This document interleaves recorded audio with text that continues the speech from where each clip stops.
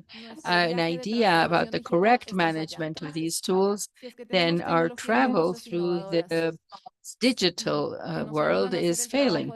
And so we have these tools that help us do our work fantastically, but we have processes, we understand as an organization how to use them, but we people are not trained, or we don't know its value, or we don't understand how they can help us And in the meantime, then the process is incomplete.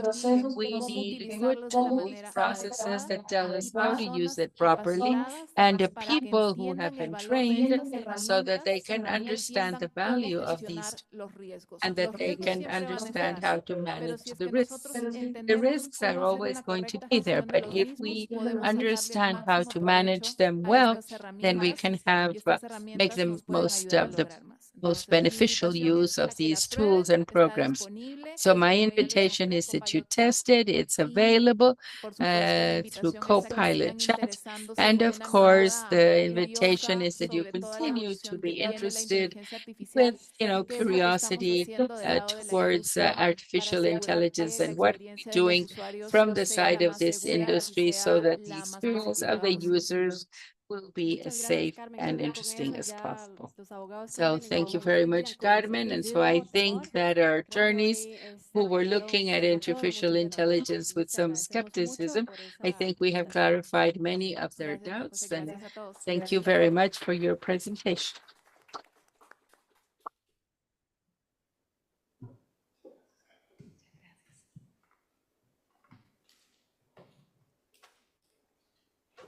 Buenas tardes, pasamos. Okay, good afternoon.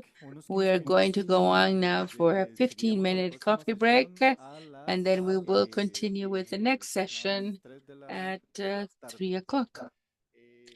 Okay. Anything we're going to be announcing there so that you can come back in about 2 or 3 minutes so that we can begin again on the dot. Okay, thank you very much.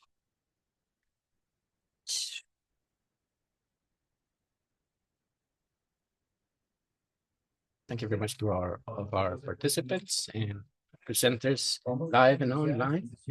We will start this session with the presentation of Bernardo van der Lat and Hernana Sofreis. The topic using AI to hone human skills. And I'm going to do a brief introduction of their professional profiles. Bernardo van der Lat is a experimental professional in law with a wide background in corporate law, focusing on technology and innovation with a master's of the Northwestern University in Chicago. Bernardo started his legal journey in initially transitioning to corporate law in acquisitions and mergers. In a fundamental change in 2020, Bernardo redirected his professional trajectory to the vanguard of legal innovation, joining Predicatable, the supplier of legal services for alternative legal services pioneering in Costa Rica. Since then, he's dedicated his experience to the intersection of law and technology, getting deeper into legal technologies and emerging technologies that frame the legal framework. His aim is to transform traditional legal paradigms, spearheading the use of technologies and top-of-the-line initiatives with the commitment of altering conventional practices. Imagine a future where innovation improves accessibility, efficiency, and efficient legal practices. He is at the vanguard of the revolution between legislation and technology, pushing for an impacting change within the legal ecosystem. I want to give a strong applause to Bernardo. And Mr. Hernana Sofreis is a lawyer from UCR and graduated from High Management from CAE. He's been managing Radio de Costa Rica for over 20 years when he implemented AI at corporate scale and created the first GPTs and virtual influencers of the country. He's the next delegate of Costa Rica for the first World Summit on Information Society, and today he drives automats on AI, now on Radio Montantan, and advises organizations in the ethical and practical adoption of AI. His experience covers legislation, media, and technology, providing a unique perspective for law that is aligned with ILTA's focus in Latin America for innovation and new legislative technologies. So, a strong applause for Mr. Hernán. Le doy el pase de palabra a Bernardo Vanderlat. And now I'll leave you with Bernardo Vanderlat. Buenas tardes, muchísimas gracias a todos. Hey, good afternoon, and thank you very much, everyone, for your time. Just a second. Ya. Okay. Bueno, Okay, so today's session will be focused on how we can use AI to perfect or empower human skills. I think that Hernan will focus a lot more on that topic than I will. Before getting into all this analysis, a little bit more practical recommendations, what tools, again, we could use in our day-to-day to make our work much more efficient. We should understand that this use of AI should happen within a regulatory framework. And this regulatory framework, it's still perhaps, at least in regards to AI, it's still being produced, it's being transformed. Everything is very novel. And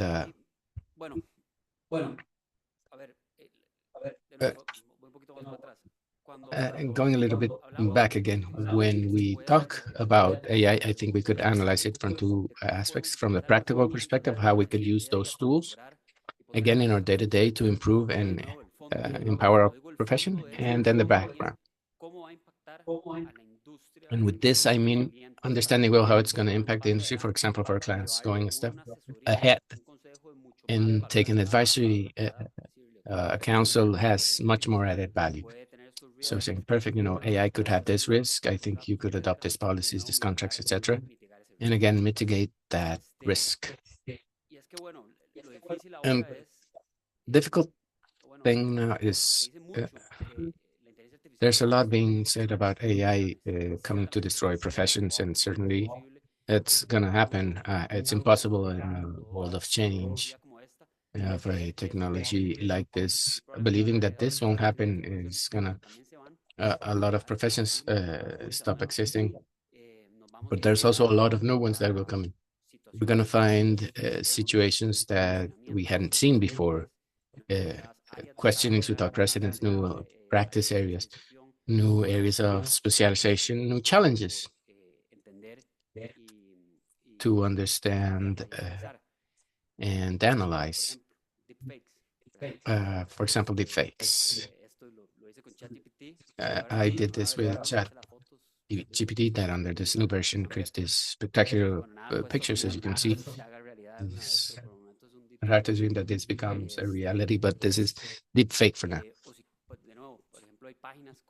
And again, there's pages of, like AIID, that's a report of incidents of on AI that is fed freely by many people, and it's enough to come into the space to understand what are those challenges from a legal perspective that we will face. There's a lot of people here reporting incidents that happen day to day, topics of biases, hallucination, discrimination. Just to name a few that I saw that were very interesting. For example, how they used a deep fake from Luis Suarez to promote a pyramid scheme for financing to fool people, or how a software in Russia with an arm that played chess broke the finger to avoid the try to get a head in a play. It's so much that it's very hard to mention. Just as an example, a year ago in the same forum, in the first edition of ILTA with Latin America, we brought a specialist from Kill for Chance that talked about, at that time, new the law of AI from the European Union. And at that time, again, it was new, it was just coming out, and it was being promoted as, it would become a reference for other legislations in the world. I was very impressed. At that time, I didn't know about it, but he talked about the different types of risks that were analyzed in that law. So we have the unacceptable risk, which is those systems that represent a threat for people's safety and rights. One example of this is, for example, a social score system. So, for example, depending on how people act or story or the culture of people, we can predict how they will or could react in certain cases. So this could lead to discrimination, biases, etc., and that's why it's totally forbidden.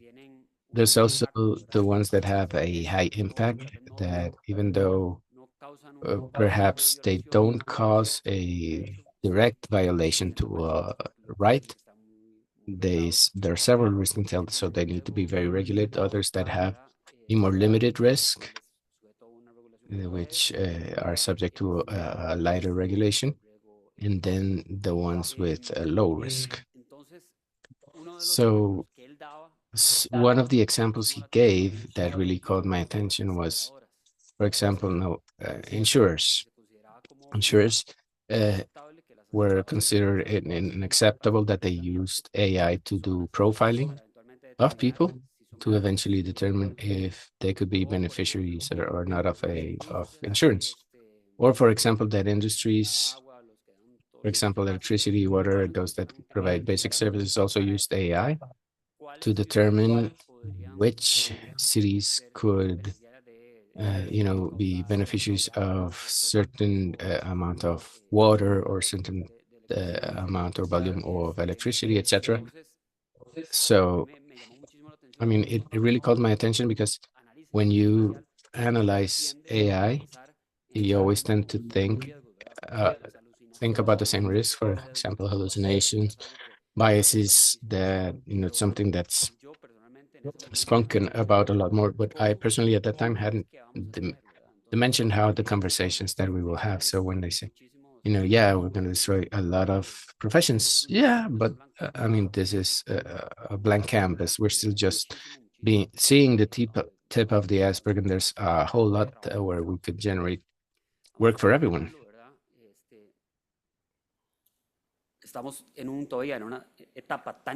So now we're still in such an early stage that we're just defining the rules of the game.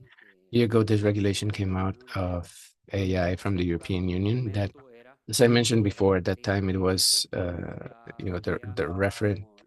Everyone saw it as the framework that was going to be like the base of other legislation, other jurisdiction. That's been criticized because it's actually too strict and too harsh. So in a way, it restricts the evolution of AI. In the US, for example, on the contrary, it's kept itself a little bit more cautious and says, no, I'm not going to get into regulate this so strongly because I need to foster that creative framework for people to evolve the model. In Costa Rica, we have 3 projects roaming around. Even one of those projects some of those projects are being criticized by specialists. Say, well, they're too harsh. So again, we're just coming into regulate the subject. We still are in a very early stage to make any conclusions. For example, for lawyers, we still don't have defined rules. As far as I know, the Colegio de Abogados has not issued any rules on how we should. So we have the American Bar Association until 2024, they did it. And here it establishes some parameters that could serve as reference to use in Costa Rica. For example, the duty of confidentiality. That's a topic that really, as co-pilot, is important because the importance of not sharing information or confidential documents with the open use tools like ChatGPT, Claude, etc., versus Copilot, that being within the Microsoft ecosystem guarantees centered security and confidentiality standards. Second, the importance of verifying, meaning we cannot just go with the result that we obtain from ChatGPT and tell the client, well, this is basically the opinion. Now we have to filter it. We have to do a cross check with the databases, with the laws, etc., and seeing that the answer that the platform provides us is precise and correct. Also, the duty of transparency with the client, telling them in this work of preparing an opinion of the advice that I'm providing, I use X tool. And one very important one here that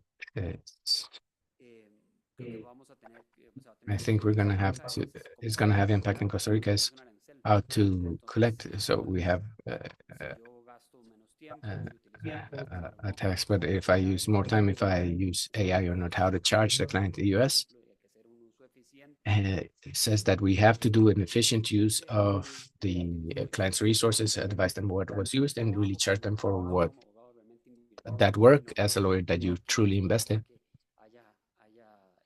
and not for those hours that you've, the work that was developed by the platform.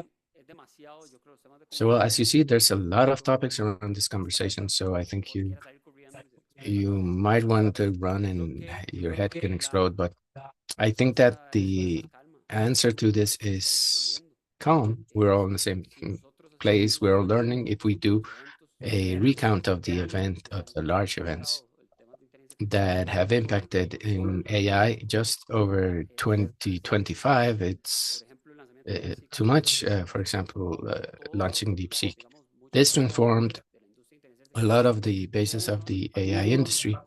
It had one of the largest impacts in the stock market in New York that known in history. We have others like, for example, Elon Musk, that his company XAI purchased X to use all the interactions that happen in the platform to be able to train their own AI model that's called Grok. The DeepSeek launch also caused other large companies like Alibaba to also push their AI. So, we have ChatGPT 5, we're talking about it's about to launch and its capacity will be exponential. So again, there's a lot of noise, a lot of calm. We're all there, we're all learning, but we have to start now. So, we need to be calm, but we have to go step by step to plan and get to know what tools we have to use them to put our data in order. In the end, all these tools work based on the information that we give them. And, cleansing those databases is key if we want in the future to do truly efficient use of AI. So before leaving you with Hernan here, I actually didn't know if you would like or not my presentation, so I took the freedom of doing a deep fake of everyone clapping, a standing ovation.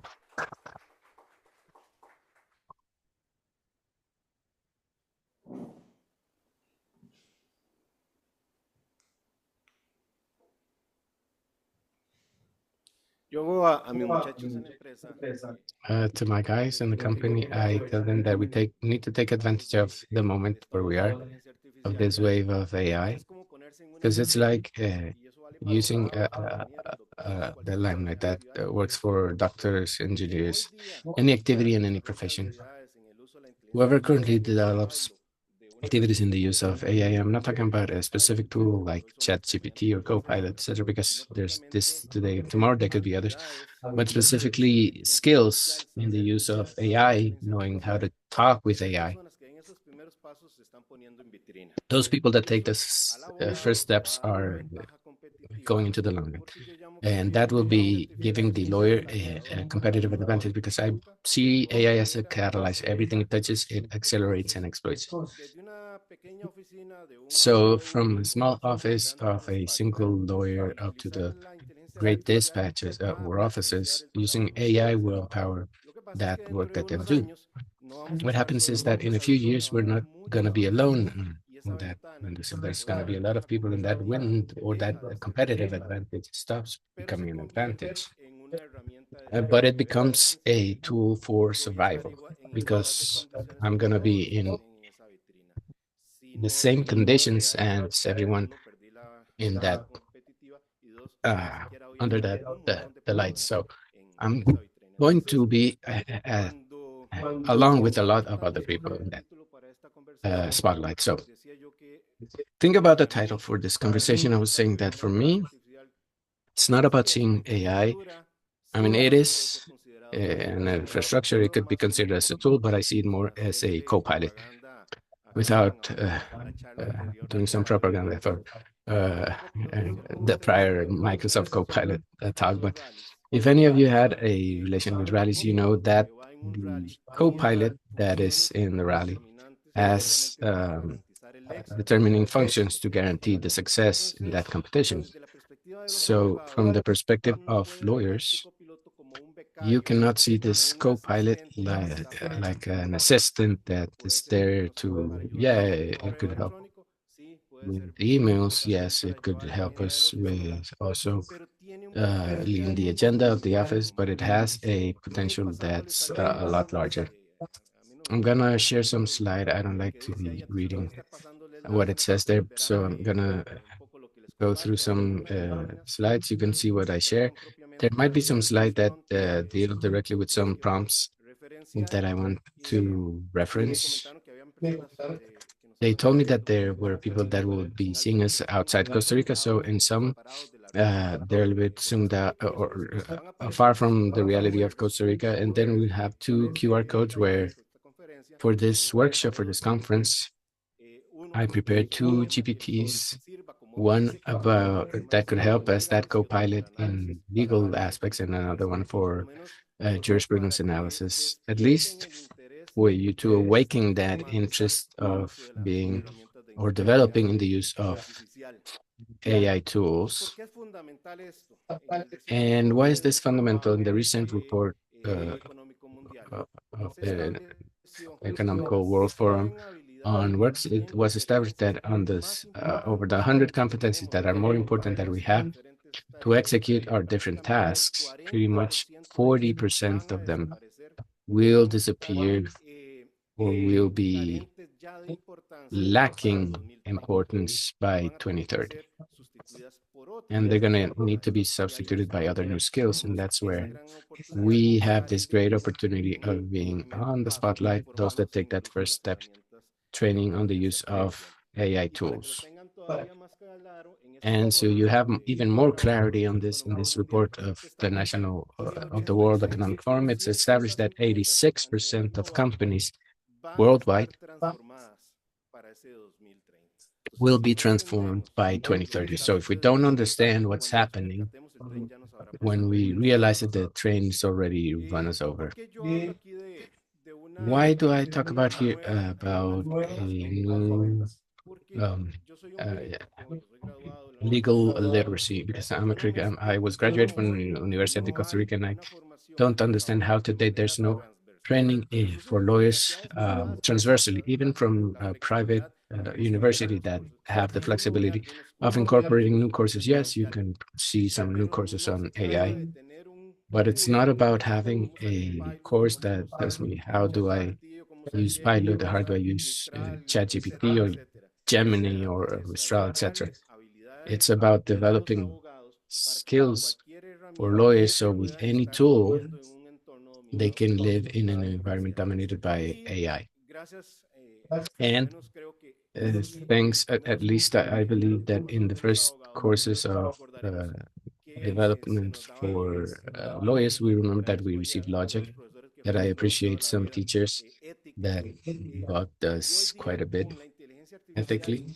And today with AI, they become absolutely fundamental. So one reflection that we need to train as professionals in new subjects, that we have a co-pilot that, as I'm going to present in this slide, unfortunately you cannot see it very well, but I'm not very good at doing graphs, but the chart that you see on the upper corner, it's a recent chart that put all AIs subjected to IQ tests. So the one that has a higher IQ according to the test is the O3 model from ChatGPT.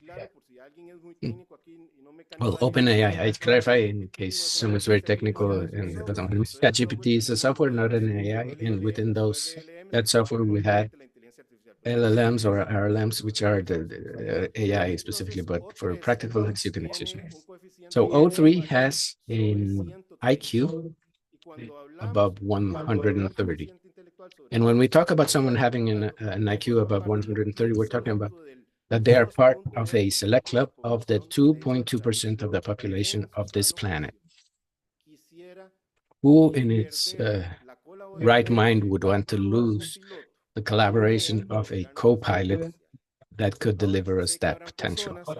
Now, I know there might be people that say, no, I have used AI and really, I don't think it's valid or useful, the answer that's given me.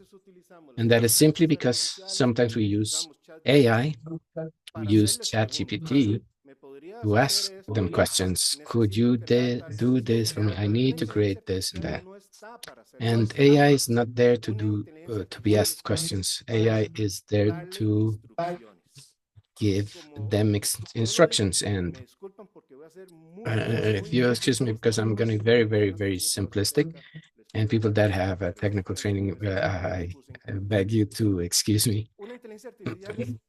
AI is, for me, a simple engine, predictive engine of words, and I'm going to be more rude. If you excuse me, it's a machine that spits words, one after the other after the other. It changes a little bit when we have the RLM models that are the reasoning models, but thanks to having done working with the department, they've read all the text in the planet, all the audio in the planet, all the video in the planet, etc., etc. They have a capacity to be able to generate word after word that it has that makes sense, that has logic, and that sounds well. But since there's an art, which is prompt engineering of generating the right instructions, at least lawyers should be concerned within our profession of learning how to talk in the best way possible with these AIs, because who dominates the best way of discussing, giving instructions with that AI is who has the capacity to approach that IQ of 130, 135 that could be offered to us by AI. So a basic structure to provide instruction, and I say basic because there's topics still that are more advanced in engineering of prompting, are these ones that I'm referencing here. We have to generate a context. We have to explain it, what's the role that it should assume. Imagine a firm with one single lawyer doesn't have a secretary and says, I need you to assume the role of an expert. I mean, it has the possibility of accessing not only topics around law, but also being an expert that helps in the role. So it assumes the role, what is the instructions that could be given to there's a clarification. Am I object audience is this and that. It has this particular. I need you to include examples where I'm going to give them examples to clarify what are the instructions as I want to obtain them, and so on. Not to extend on the conversation, you have the slide there because we run out of time, and I don't want to get scorned afterwards. So basically, as I was saying, I'm going to be giving you some ideas of what which prompts could be used, and it's important not to lose perspective of what I was saying before. These are engines that generate word after words and need to be routed through instructions as precise as possible. Not long ago, there was research done, I think it was in England, and they took a group of doctors and they gave them a next number of clinical cases they asked to resolve them. And the average score was around 70%. They were asked to use AI, and that average grew to 72%. Nothing significant. When we asked only AI to cover those clinical cases without human intervention, the score was 86%. what did they want to show the researchers? That it's absolutely necessary in any profession, in any activity, to teach people to talk with AI,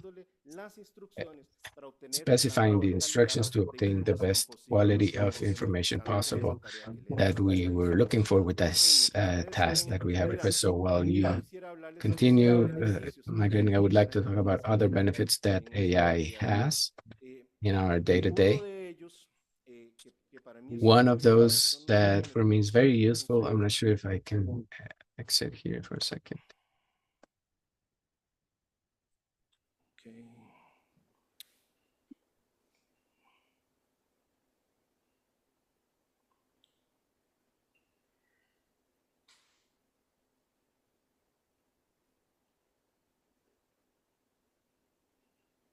Aquí ya medio tenía un foro listo.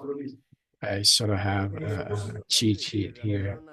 I used the prompt to use a class for didactical effects. I asked for the proposal A and proposal B. But the idea is for you to see a tool that it's rare for any lawyer to use, and it's a tool that's called Canvas.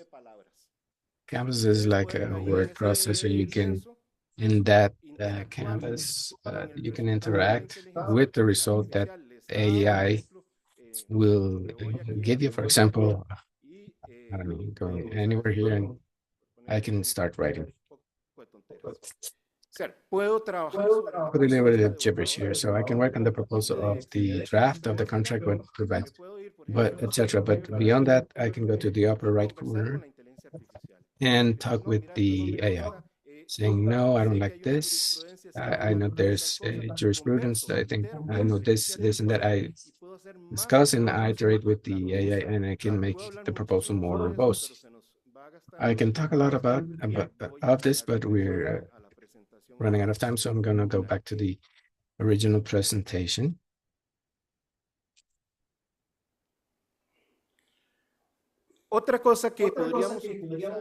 Another thing that we could use are prompts that we can build for role plays. To use another very frequent use of law firms. Legalists know that before the presentation of the witnesses, usually they're told, come to my office, and I need to prepare with you for the potential questions that you could be asked. And what better way of preparing those witnesses than to load into an AI all the file of what the counterpart has done and tell the AI, assume the role of the contrary lawyer and tear down my witness. And you can continue building on those type of examples for any other activity. And another practical use for me, very important, that I know that Copilot has it with, and I hope I believe it's a little bit better developed by the ChatGPT people. ChatGPT has a tool that's called GPT Builder. And with GPT Builder, we can build, let's be very simplistic, small intelligences that are super refined. What I mean is that I can load a prompt, and from that prompt, it starts to generate the task that I'm giving it, but it has other advantages. For example, another advantage is that it could look at the code formulation from what I'm asking it. It could look into a data set and the data set so you don't get too confused. Those are, imagine, most of you are very young, but when I was a student, I would go to college and high school and took a backpack with social studies a book and or Spanish or social studies or whatever. According to the class, I would take the material that I would use. So with GPT, I can train this GPT. So it's an expert in commercial, right? So it's a specific GPT where I have all the information. So this could be another very important resource. And here I'm just doing a broad brushstroke because all of this would probably require an in-depth discussion. Another important resource that ChatGPT has for me is the availability of creating folders, work folders. So I create a folder, and there I have the possibility for that folder to load that backpack with all the data of my client, demand, counter demand, background, expert reports, everything you want that's related. So you put into the folder case of Hernan Asofef. In the case of Hernan Asofef, start loading that backpack, all the necessary documents. One advantage is that it has a window where I can preset instructions, work instructions. So imagine that you have a client, you do a determined work, and the client, after 2 years, decides to come back and ask questions. As long as we hadn't eaten through this conversation window that has a determined Hawkins scope. But fortunately, models increase that window more. Those windows allow us to find the needle in the haystack. By detail that it's a request from the client, we can come back and discuss. And of course, there's something I should have mentioned at the beginning, that you have to go into the configuration mode and turn down the use of data training and wait for them to respect an agreement that we're subscribing with them. One recent example, so you have a better reference there, is the use of agents. The use of agents, I'm gonna tell you the case of radio that I work with. It turns out that the election of the Pope happened previously, since you know that the elections are coming. I went and looked for ChatGPT. I do a list of the main media around the world, no matter the language, that usually cover or tackle on this subject. So many for France, so many for Italy, for Germany, South America, North America, etc. When the white smoke comes out, I take those that media and I put it into an agent. I call the agent. Going forth, and until the name of the Pope is not indicated, you can start moving around all the places of this media and find out if anyone is talking about a leak of who could be the Pope. In fact, it found 3 leaks and it sends me 3 names. Having those 3 names, I go to ChatGPT and ask ChatGPT to generate a report.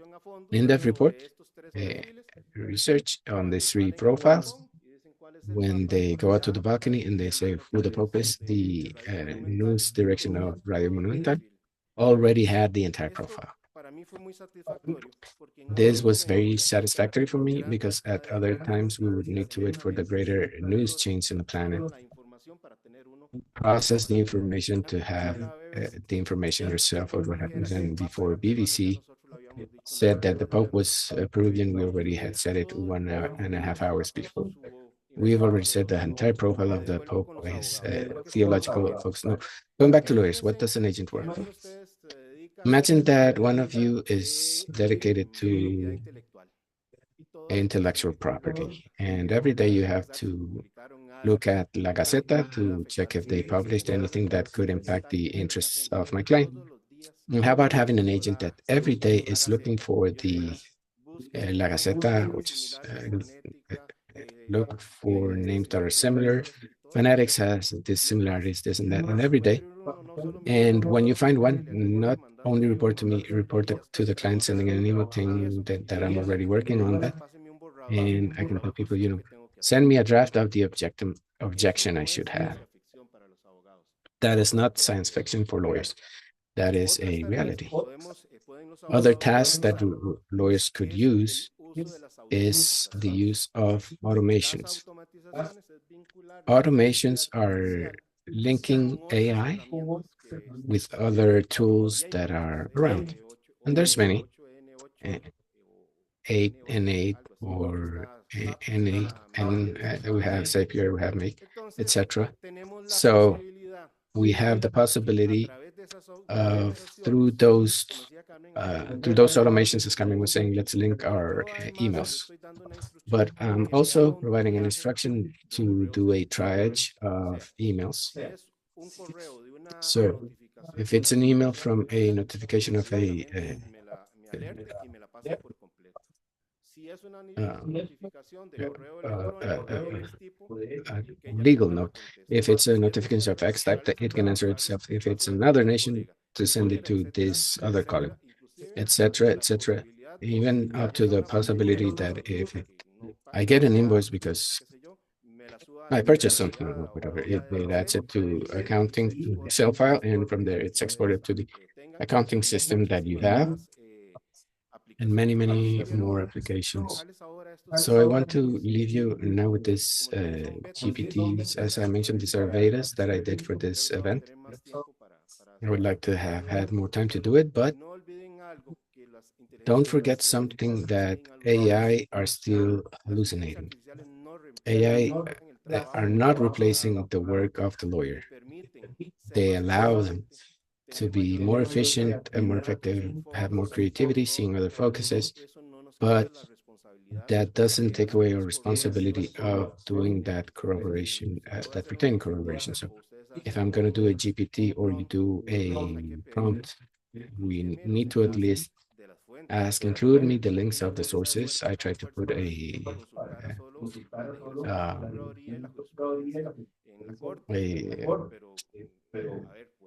course jacket, but to look at the jurisprudence of the courts. But you have to be on top of it in case it's hallucinating. You need to check it, but it could truly accelerate our work a whole lot. And on this side, this is another a dissection, let's say, of a sentence. I receive a resolution and I want to analyze the resolution to see what it has, if it's okay, what options I have to do A, B, or C.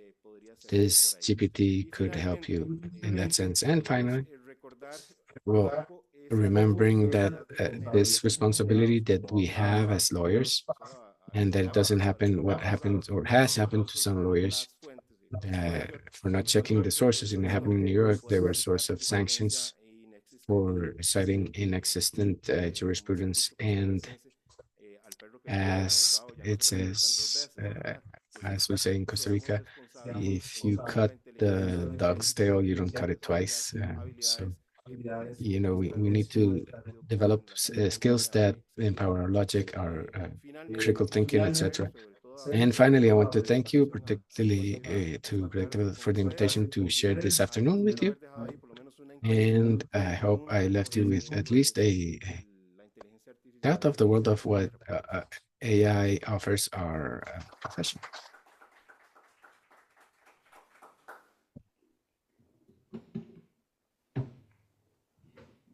Muchísimas gracias a Bernardo y a Okay, thank you very much to Bernardo and Hernan. It was a pleasure to have you here sharing this information with us. Those resources are going to be useful to put in practice, with this artificial intelligence. A lot of it has to do with the habits you create and the use of this. So for us today, it is an honor to have this high-level professional Evan Schenkman. Remember that you have access to interpretation with the headphones that you find at the entrance to this hall. Es un honor darle la bienvenida a nuestro participante, es nuestro expositor principal. Entonces, él es un abogado en el bufete Fisher Phillips. Crea herramientas colaborativas para los clientes y hace todo más eficiente y predecible para los abogados y los clientes. Es un apasionado de la innovación legal. Él y su equipo en el 2023 ayudó a desarrollar el primer asistente legal de inteligencia artificial y recibió un premio de innovación. Varios premios recibió sobre la tecnología en derecho. Es un fellow del colegio entonces está en la lista de asesores legales, entonces que reconoce los innovadores más inteligentes y visionarios en derecho. Evan ha trabajado o trabaja como asesor de varias directivas de varias compañías de firmas legales y es un profesor visitante en varias universidades de Estados Unidos. Law.com, the National Law Review, the AALL Spectrum, Knowledge Cast Podcast. Ha sido editor de varias revistas científicas legales y ha participado en varios podcasts también. Empezó con innovación legal en el 2011 y estuvo mitigando asuntos legales por más de una década antes de empezar con eso y es un coach de fútbol soccer.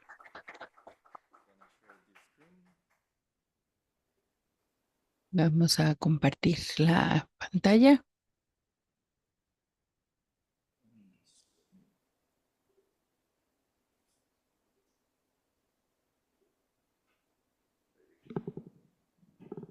All right. I'm very sorry you had to read all of that. That was much longer. Ok, estoy, me da pena que hayas tenido que leer todo eso.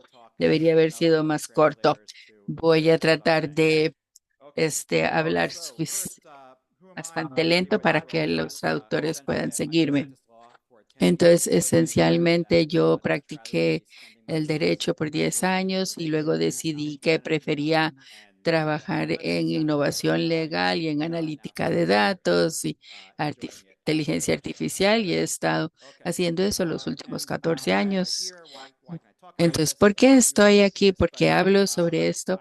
Mencionaste esto, pero yo ayudé hace como 2 años y medio a Case Tech, le ayudé a crear CoCounsel, que era la primera herramienta específicamente hecha para abogados y les ayudamos a construir eso y fuimos los primeros en desplegarlo y también hemos sido la primera firma que hemos podido trabajar con otras herramientas de posiciones legales y acabamos de desplegar una herramienta para casos, para cuando nuevos casos se presentan y entonces casos y van presentación ante el juez y la analítica y la defensa.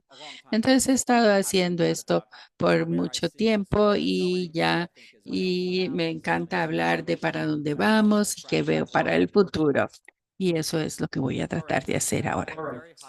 Entonces, a un nivel muy alto, porque esto importa, porque la inteligencia artificial le ayuda a los abogados. El último panel hizo mucho para explicarnos eso, pero hace las cosas, hace que las personas puedan hacer las cosas mejor, no solamente más rápidamente, pero de manera más creativa, más persuasiva. ¿En qué se enfocan? En el mayor valor del trabajo. Entonces, las máquinas son las que van a hacer el trabajo repetitivo, la parte para buscar cosas en varios documentos. Entonces, los abogados realmente les gustaría más, por ejemplo, profundizar en las dos cosas importantes que tienen que buscar en 10,000 documentos y eso. Entonces, es ayuda cuando uno tiene un bloqueo y ve la página en blanco y eso ayuda bastante a empezar a escribir con algo ya de base. Ahí. Entonces, a veces los abogados piensan que conocen la respuesta y va y uno le pregunta a estas herramientas de inteligencia artificial y ahí puede confirmar que está en el buen camino. Entonces, tal vez algunos de ustedes necesitan más convencimiento. Yo sé que en Estados Unidos así sucede y eso es algo que lo que yo apunto siempre. Esto es de un estudio del Thomson Reuters Institute y yo entrevisté a cientos de líderes in-house Y lo que decían es que esas firmas que esperan y ver van a perder sus clientes y van a perder su talento especial, el más alto, ¿verdad? Y ellos que esperan para ver. Entonces, o mejor se monta uno en el tren o vas a perder clientes y colegas y los mejores candidatos que salen de las escuelas de derecho y de así. Entonces, solamente para ir más específicamente al punto, es que de las cosas que yo hago en mi trabajo es que miro mis solicitudes para propuestas para que nuestra firma pueda manejar esa entrega. Y el 90% de estas propuestas que yo veo es díganos cómo su firma está utilizando inteligencia artificial, cómo son más eficientes utilizando esos, cómo hace mejores predicciones haciendo cosas con mayor calidad, cómo usa esta tecnología.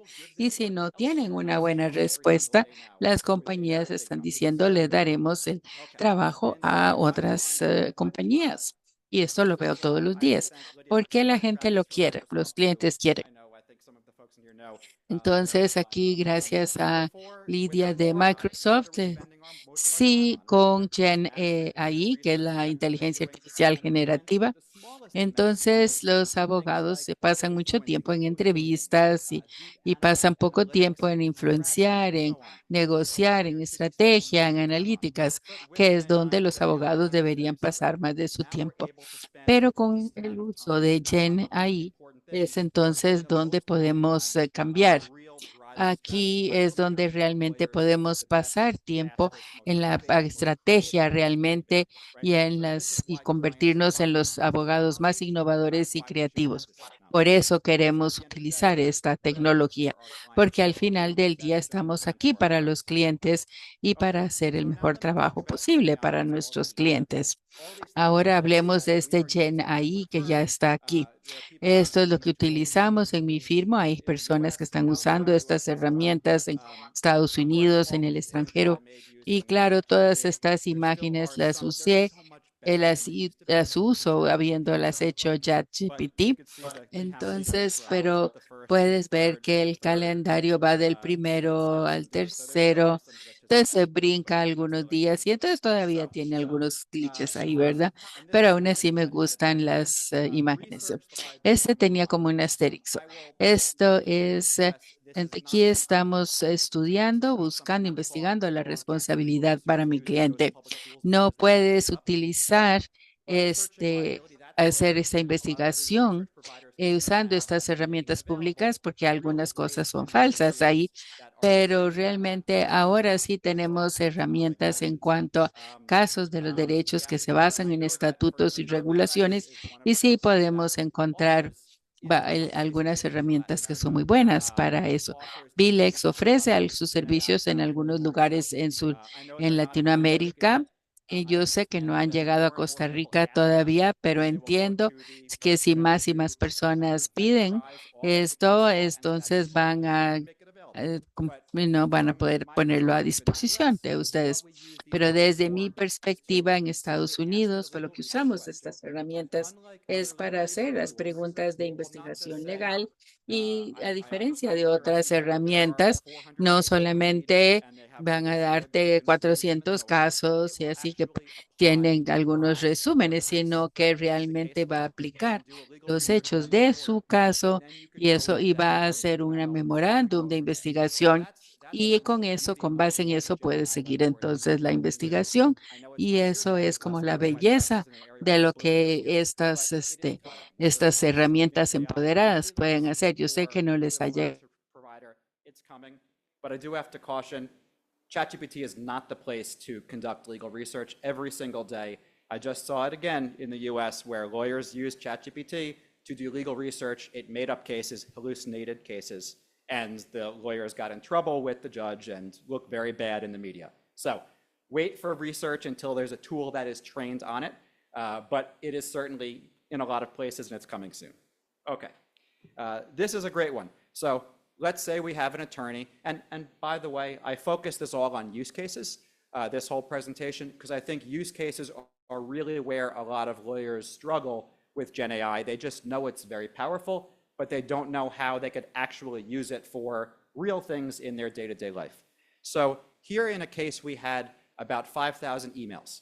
And this was a case that involved whether someone was a supervisor or not. And that's important.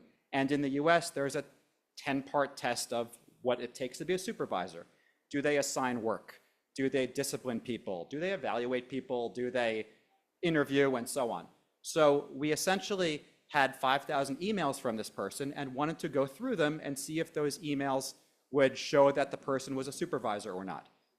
And we trained a robot to essentially understand, as we just saw before, we trained the robot to be an expert at reading emails to figure out whether someone is a supervisor or not.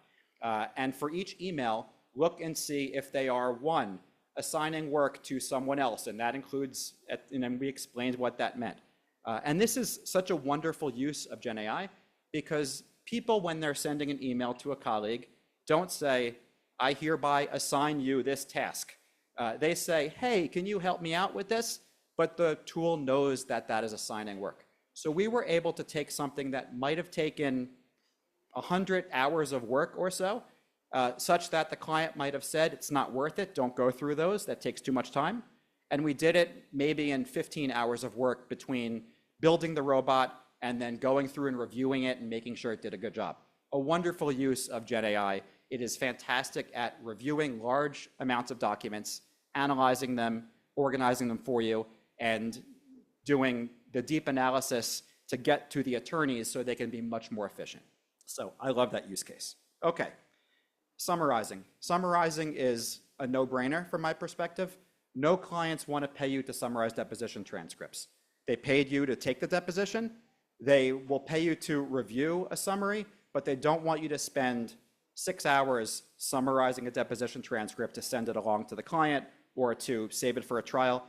GenAI is fantastic for that. And we have tools. Again, all of these tools, I would not recommend the public ones because you don't want your data to go out into the world and be, a challenge on attorney-client privilege and things like that. But there are tools that can do this that are paid and secure and so on. And I'll talk about that, how to find those tools in a little bit. But summarizing is terrific. Preparing chronologies. We prepare chronologies with these all of the time.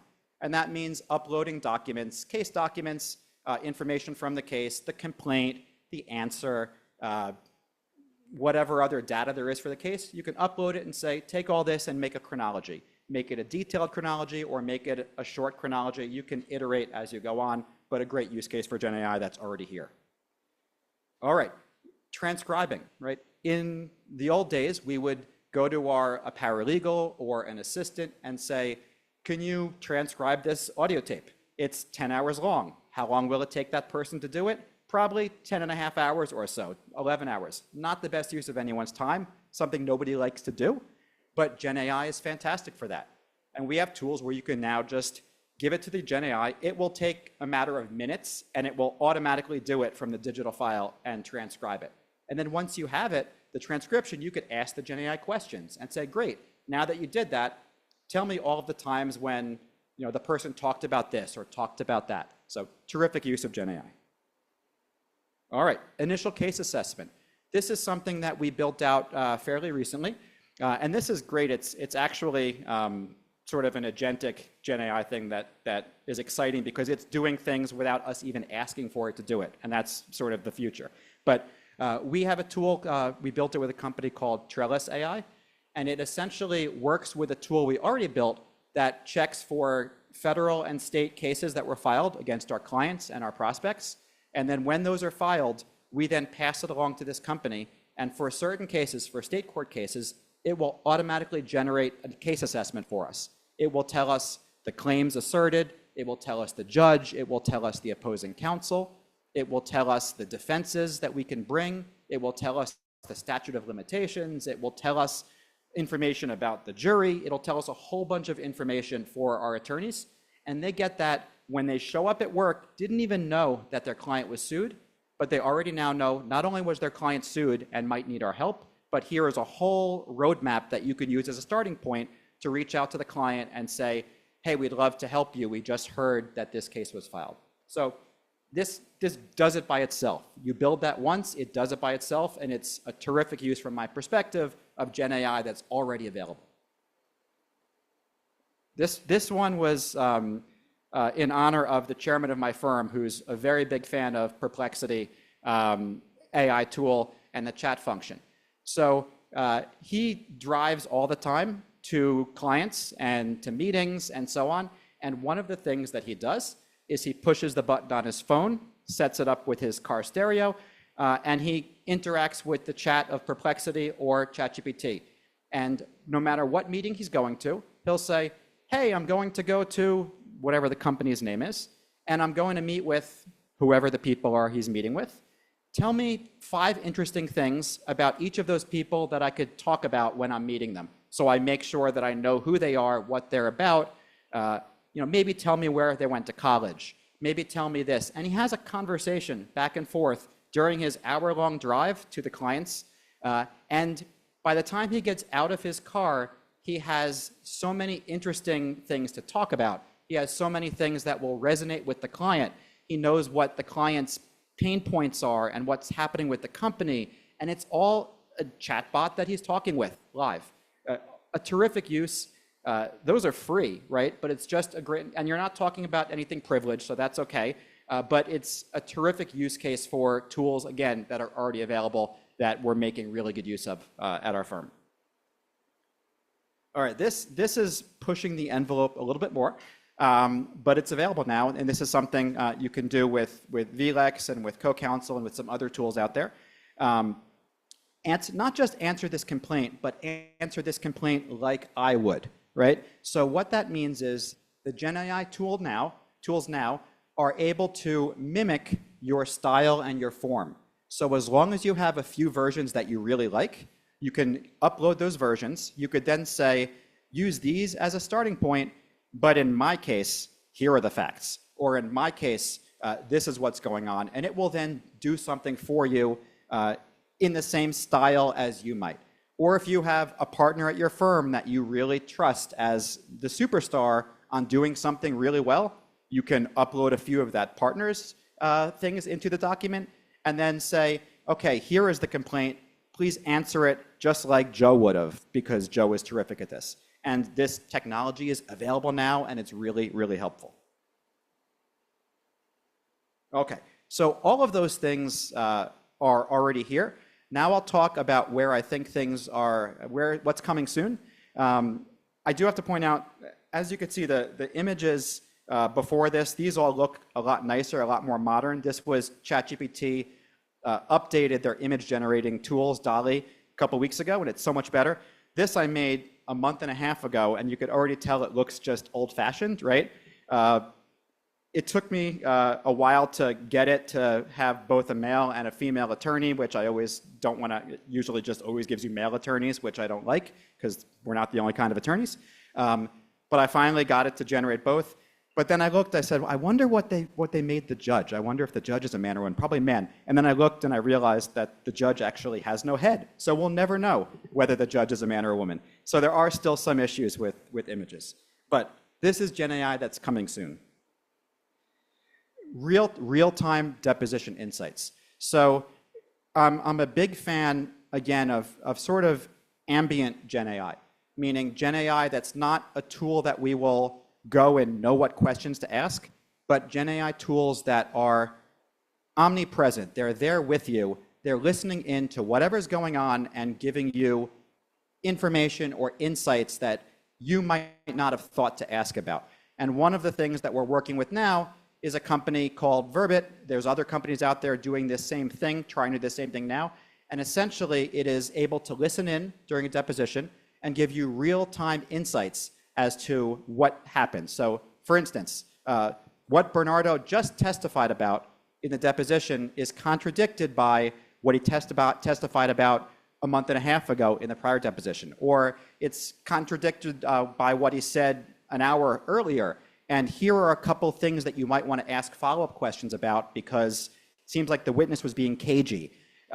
This is the technology that's now there. But the beauty from my perspective is not just that it can do a real-time transcript, which it can, or that it could do real-time insights, but it's that it's thinking in the background of extra ways to be a really helpful sidekick or second chair to you, and just giving you that information without you having to say, I'd love for you to figure out inconsistencies, or I'd love for you to figure out whatever. It just is starting to know what an attorney would like, and that's the tools that are coming soon. They're terrific from my perspective. Make me smarter on client calls.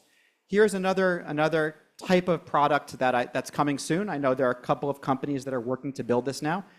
So think of yourself as an attorney who has client intake calls, where a client might call up or a prospect might call up and talk about the types of things that they feel like they were wronged, and they might have fallen in a restaurant and the floor was slippery, and you might not be an attorney who's handled those kinds of cases, and you might not even know where to steer that conversation.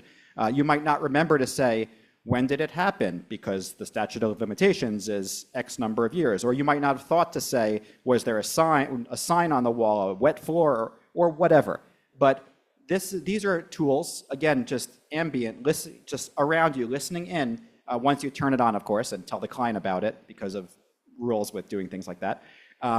But it will be able to steer the conversation and say, here are things, it seems like this is a tort issue, and here are the 5 things that you typically want to figure out to have a claim under this law. And you can dig deeper, and it will say, here are some follow-up questions that you might want to ask to make sure that you know if this is a case that you want to take or not. It's just, again, making attorneys better at what they do. This isn't something about making them faster or making, saving time or whatever. There's other Gen AI for that, but what I really love is the Gen AI that is just making attorneys better attorneys in real time, because that's what we all want. We want to be the best attorneys that we can be for our clients. Of course, we want to be as efficient as possible and get the clients the best answer, but all this stuff that just makes you smarter, to me, that's what's coming soon, and that to me is what's super exciting. All right. Mock depositions, mock oral arguments.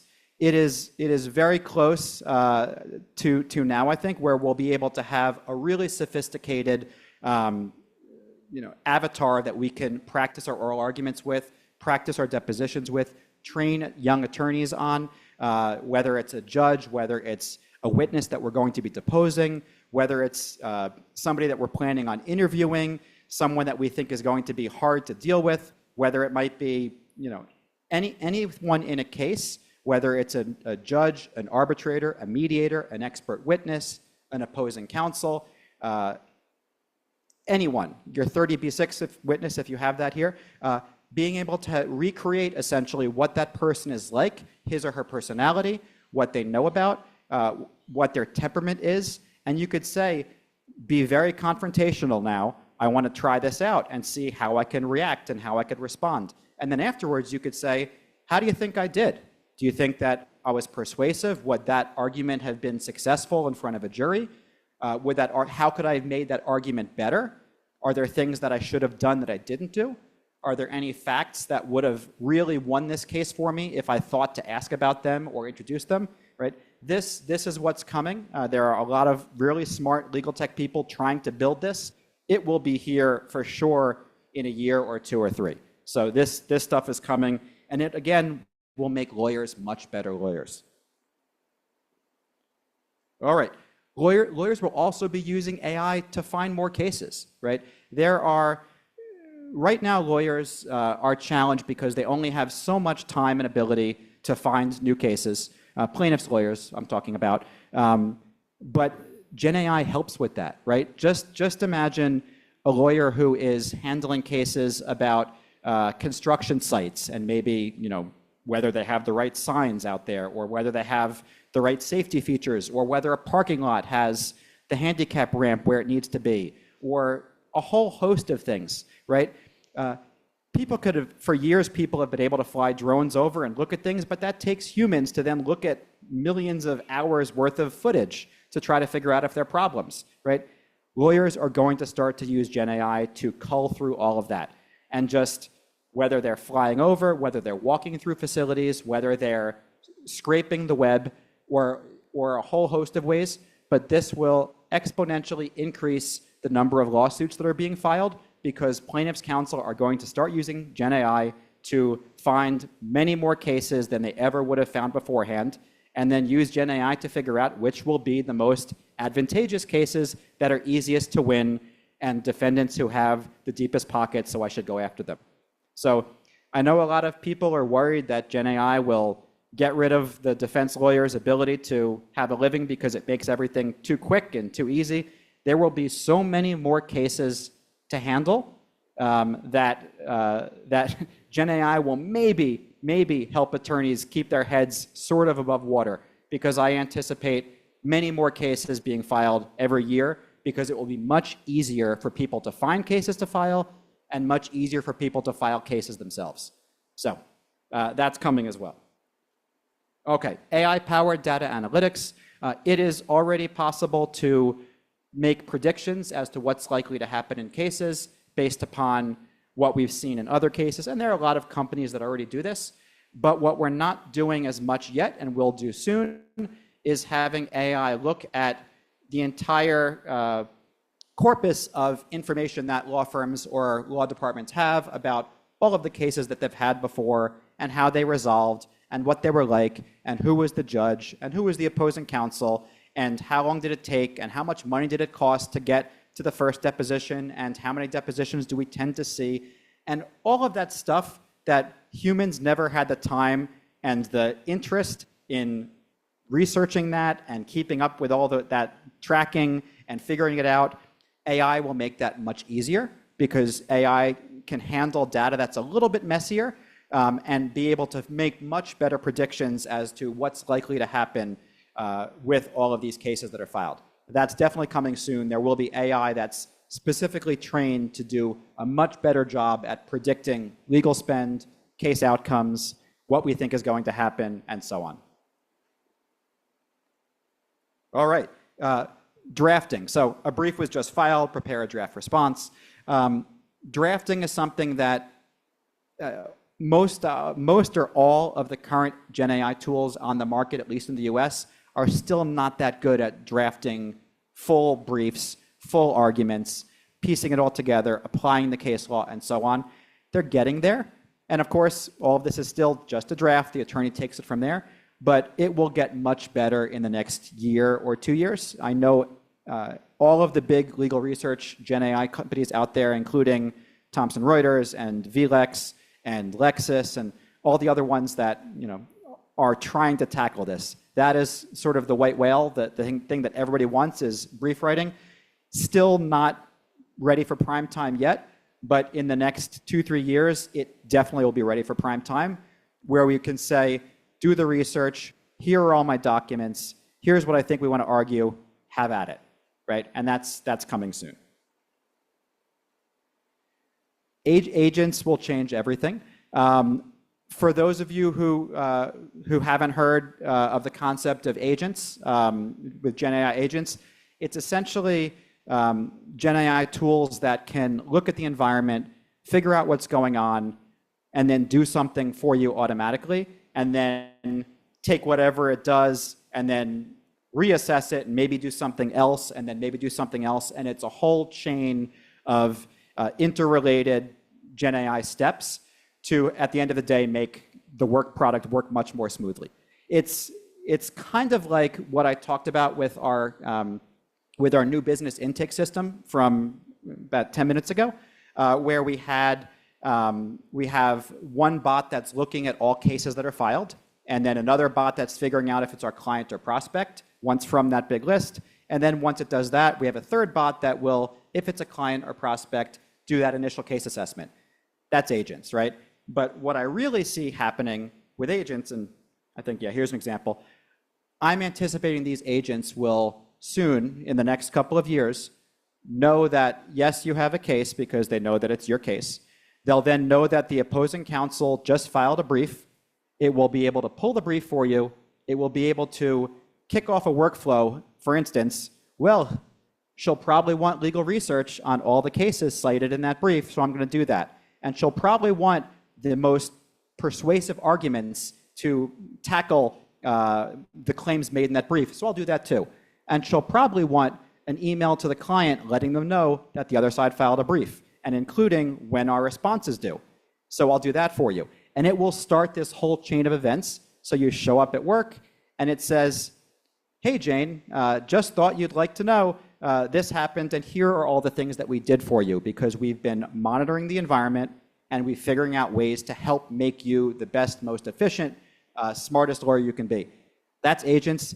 Agents are coming. They will really change everything about the practice of law. And this, we're really talking 2, 3, 4 years from now, this stuff will be mainstream. So at this point, you're probably either inspired or you're scared by this. I say you probably should be somewhere in the middle, because this stuff, to me, it's super inspirational. It's amazing how this technology, how powerful it is, and how it can make our attorneys so much better than they've ever been before, thanks to technology.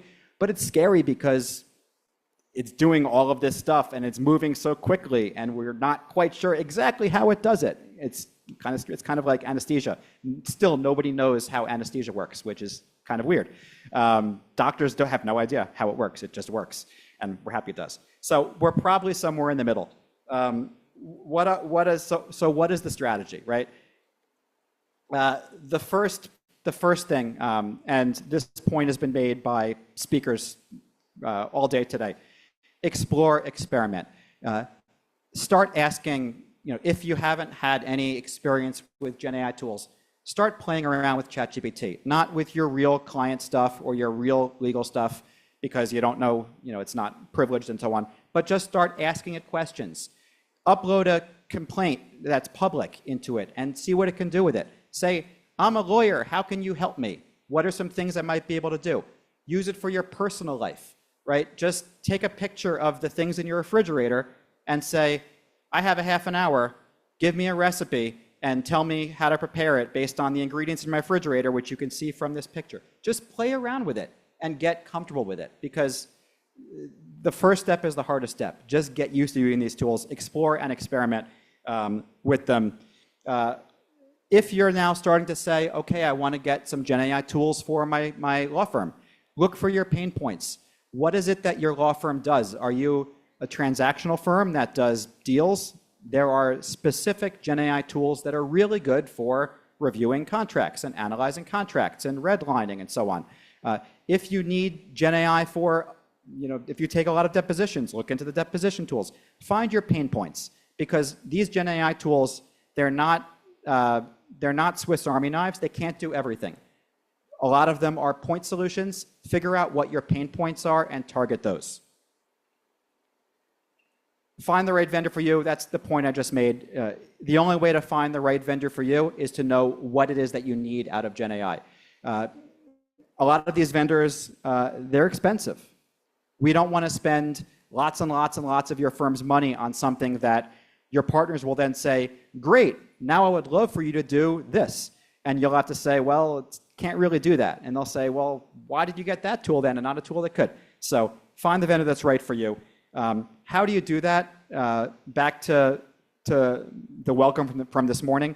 Talk to people in your community. Talk to people in the ILTACON, in the ILTA world.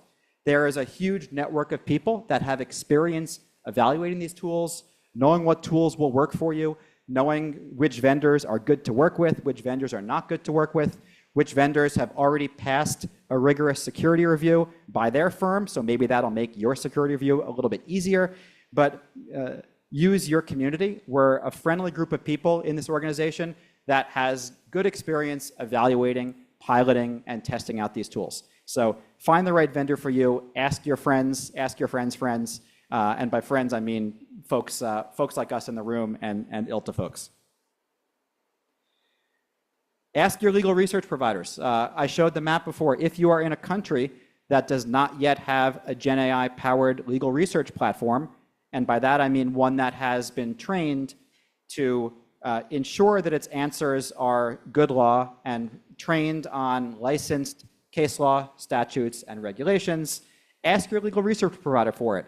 If enough people, I had conversations with many of them just last week at another conference, and because I told them I'm coming down here and I'm in Costa Rica, and you guys aren't in Costa Rica yet, and they said, what we need are for enough people from Costa Rica or Guatemala or whatever country to say, hey, we would like this, then they will take the time and effort and expense to do what they have to do to get all of the case law and statutes and regulations into a platform because it's not free for them. So if this is something that's interesting, talk to your legal research providers and say, hey, when are you coming to Costa Rica or wherever you're from?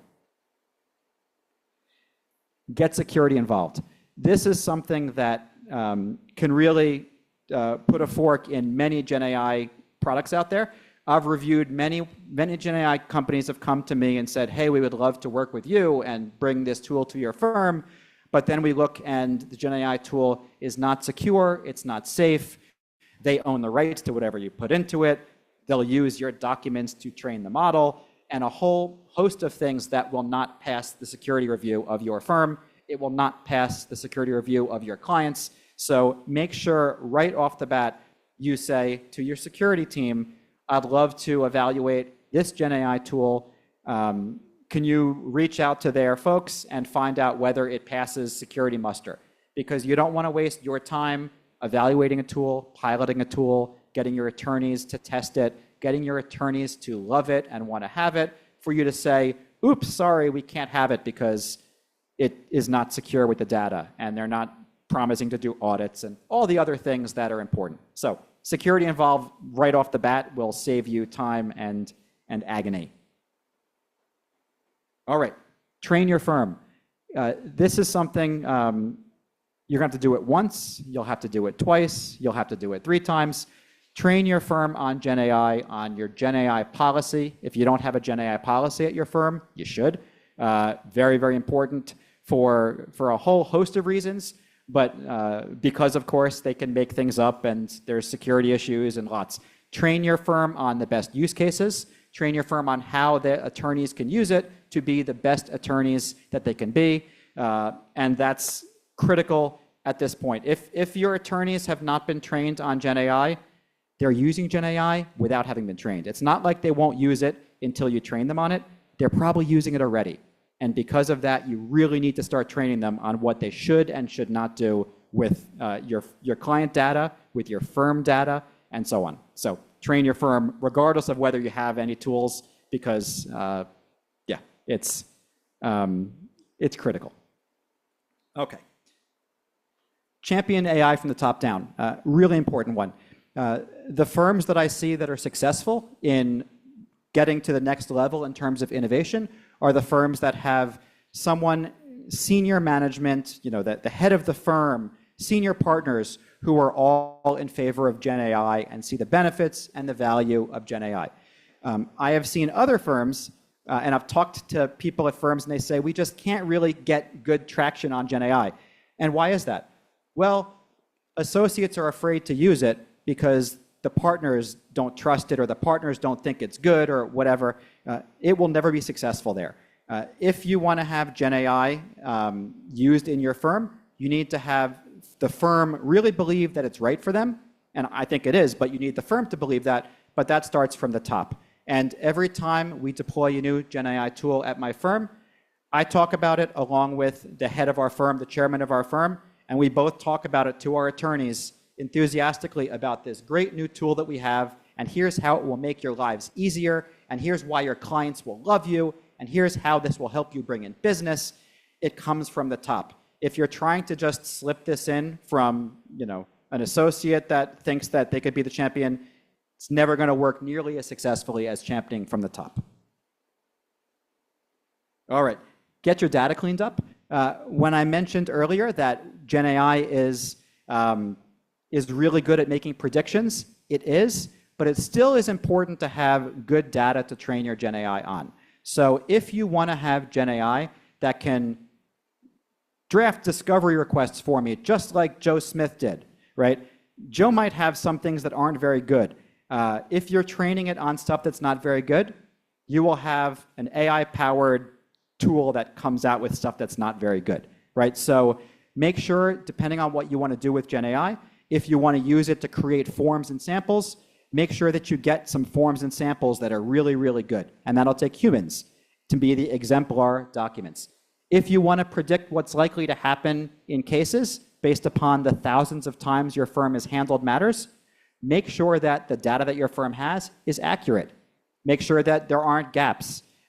We've seen data that is just bad in a lot of law firms. And if you're going to use bad data to make predictions, you'll have bad predictions, right? So get your data cleaned up is helpful depending on what you want to do. And some of the more advanced Gen AI based on your firm's data, it's important to have that data clean. Otherwise, you don't want to go down that path. All right, so last slide.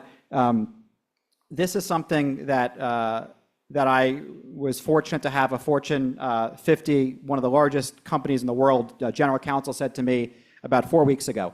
I had just been on a pitch to try to have that big company give a lot of work to my firm. I was there on that pitch along with the partner from my firm. And after the meeting, they called up and they said, great news, we're giving the work to you. They said, you have great attorneys, but all of your competitors also have great attorneys, but we're giving this work to you because of what you're doing with innovation. And my hope for you all is that this is the conversation that you will all start to have with your clients as well, that you will also be firms that are now getting work because you're doing things innovative, you're using this technology, and it all starts with just trying it out, getting tools there, getting your attorneys good at it, and then you'll start to have folks say this to you as well, because in a couple years, you just won't be able to get work unless you're innovative. You might as well start now. So I believe that's it. Let me just double check. That's it. Thank you all so much.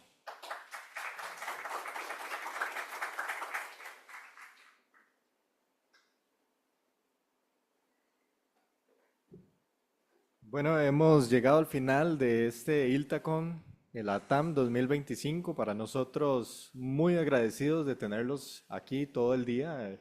Realmente para nosotros es una gran ilusión.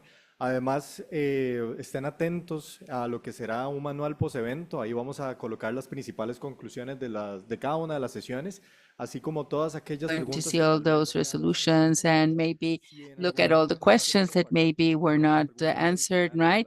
So if you want to share any other questions related with any of the topics of today, feel free to send them to us so that they can be included in the manual from ILTACON. We are very appreciative also from Ethan as one of the sponsors, and also the College of Attorneys here, the bar, and also all of the representations of ILTA.